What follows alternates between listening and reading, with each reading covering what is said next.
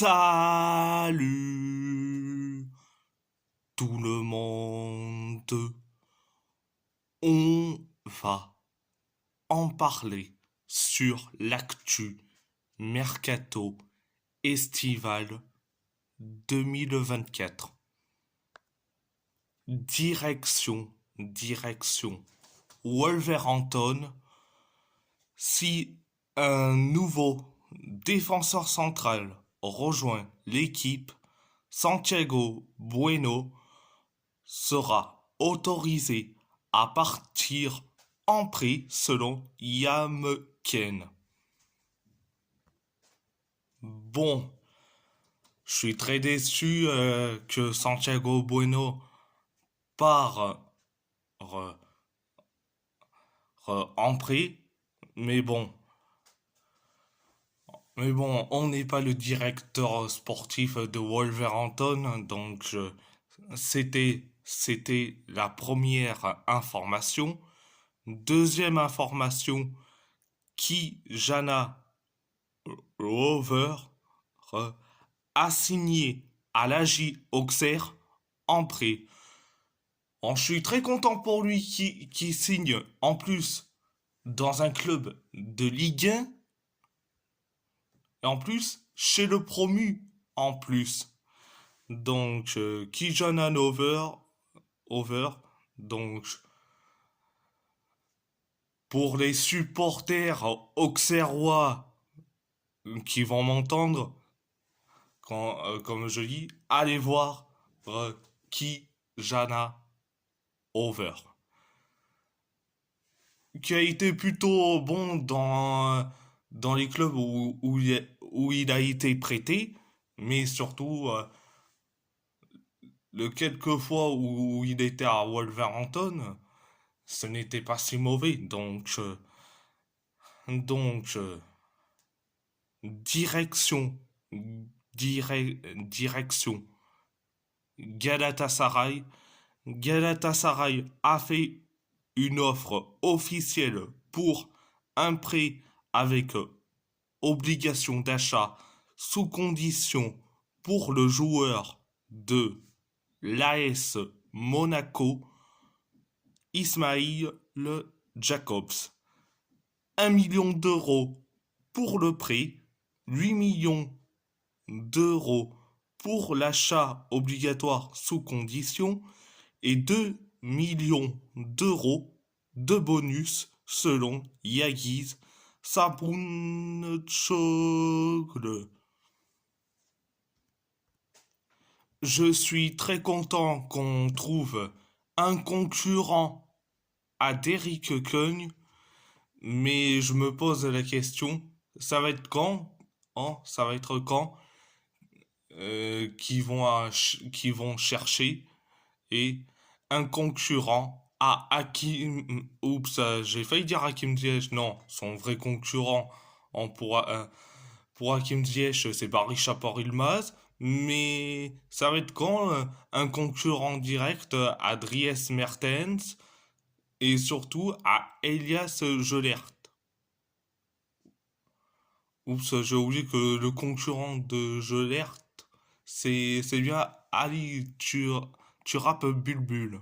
Donc, alors ça va être quand le concurrent pour Dries Mertens qui est plus sur la fin que du début. Donc, c'était la première information. Deuxième information, pistée par Galatasaray, Batista Mendy est très motivé à l'idée de rejoindre le club selon Diren Feesli. Je dis franchement, ça montre très très bien que Batista Mendy a envie de rejoindre Galatasaray, mais est-ce que Galatasaray va s'intéresser à Batista Mendy? Certes, on a, je crois bien, trop de milieux de terrain, on a trop. Oh, on a Demirbay, on a Torreira, on a Gabriel Sara, on a l'indésirable Sergio Oliveira, donc Batista Mendy, pourquoi pas, mais à une seule condition qu'on se débarrasse de Sergio Oliveira et qui est l'indésirable. Donc, direction le FC Porto. Le FC Porto a trouvé un accord de principe pour l'arrivée de Denise Goul. L'attaquant coûtera 5 millions d'euros au coffre du club et la visite médicale sera réalisée sous peu selon Fabrizio Romano. Denise Gull, c'est un avant-centre, donc ça fera du bien pour concurrencer Evan Nilsson. Donc on sait que c'est c'est un attaquant, c'est un avant-centre.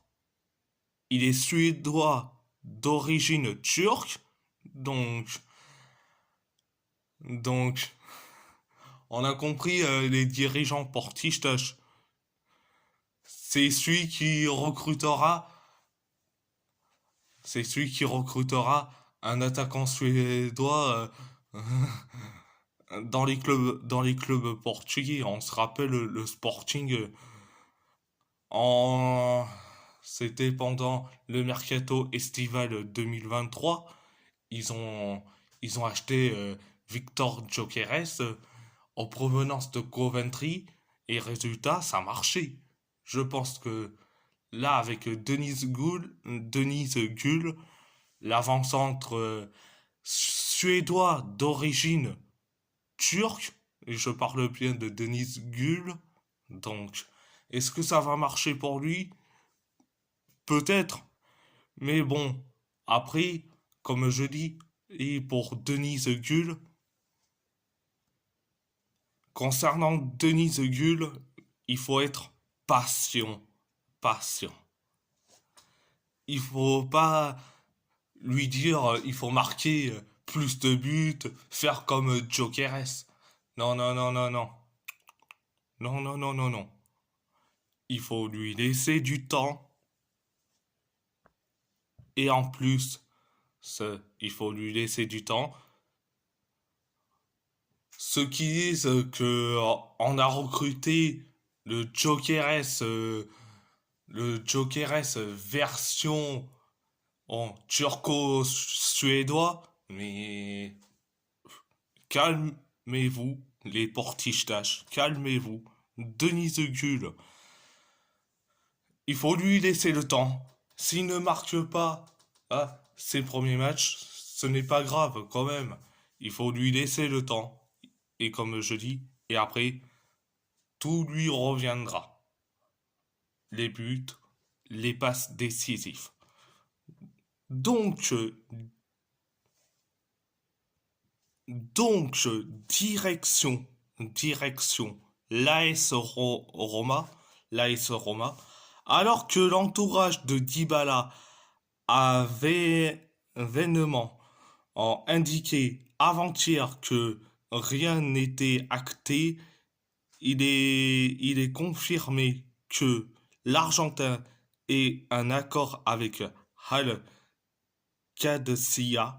Selon Il Tempo, le joueur et son agent veulent rencontrer les dirigeants de la Roma qui va devoir négocier le transfert selon Sky Sport. Si Dybala veut quitter l'AS Roma pour un club saoudien, euh, on va pas lui retenir. Je dis franchement, je crois bien que j'ai dit à chaque fois dans mes vidéos, si un joueur veut partir, on lui force pas. Donc, je dis franchement, s'il veut partir, Dybala, ben, qu'il part, quand même. On n'est pas carrément, euh, on n'est pas comme certains clubs, comme le Barça, etc., qui, qui font, allez, comme le Barça ou voir d'autres clubs du style, allez, du style Valence ou voir quelques clubs. Et quand je dis quelques clubs, ça peut être du Eibar ou voir du Alaves qui qui veulent pas que leurs joueurs partent, etc., etc. Comme je dis, si Dybala veut partir à Al Qadsia, bah qui part. On ne le force pas. Au contraire. Direction le PSG, Gabriel Moscardo a signé au stade de Reims en prêt. Bon, ça lui fait du bien pour lui qui aille dans un club de Ligue 1 en prêt. En plus, vu la concurrence au poste de milieu de terrain, les Joao Neves, Warren Zahir Emery, Vitinha, euh, oh, il y en a plein de milieux, donc ça ne sert à rien de le convaincre de rester. Donc il part en prêt, donc ça lui fera du bien pour lui, donc il aura du temps de jeu, vous inquiétez pas, il aura du temps de jeu. Donc, c'était la première information. Deuxième information, le PSG demande 10 millions d'euros pour Ismaël Garbi. Braga et Strasbourg sont les deux projets les plus concrets pour lui. Des clubs de Bundesliga ont également fait part de leur intérêt.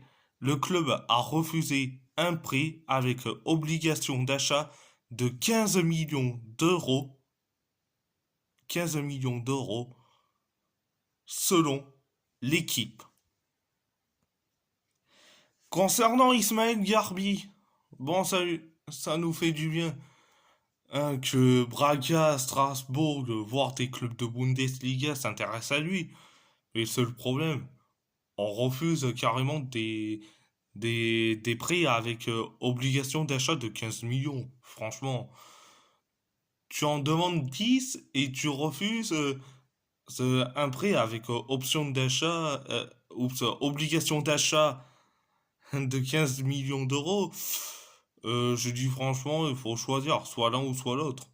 Donc, c'était la deuxième information. Troisième information, le PSG et West Ham sont proches d'un accord pour Carlos Soler. Montant du transfert autour des 23 millions d'euros, bonus inclus, selon le Parisien. Pour une fois, ça nous fait du bien. Pour une fois, ça nous fait du bien.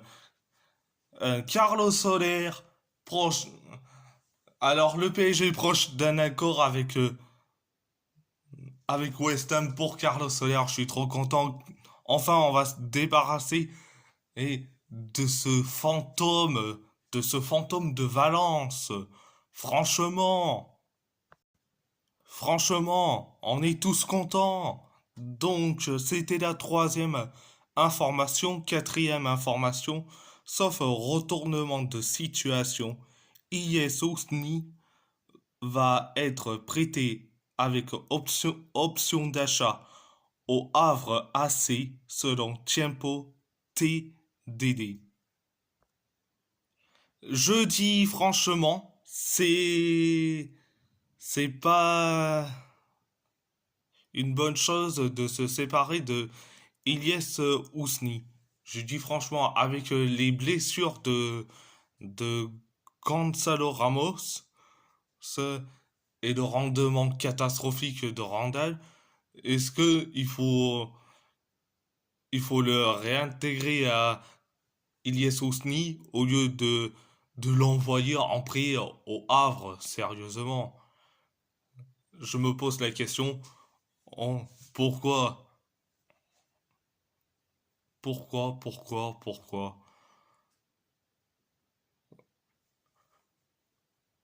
Pour moi, Ilyes Ousni a du potentiel, mais le problème, c'est que Luis Enrique n'en veut pas. Je n'arrive même pas à comprendre pourquoi il n'en veut pas. Ah, bonne question. Donc, donc, à part ça, c'est tout. À part ça, c'est tout. Et si la vidéo vous plaît, abonnez-vous à ma chaîne YouTube, likez, commentez si vous avez envie ou pas, c'est votre choix. À part ça, je vous laisse et merci beaucoup.